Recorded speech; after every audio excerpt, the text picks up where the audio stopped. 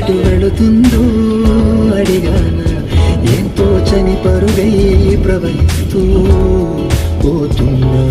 ఏం చూస్తూ ఉన్నానే వెతికానా ఏదైనా, ఊరికెనే చుట్టూ ఏవేవో కనిపిస్తూ ఉన్నా. కదలని ఓశిలనే అయినా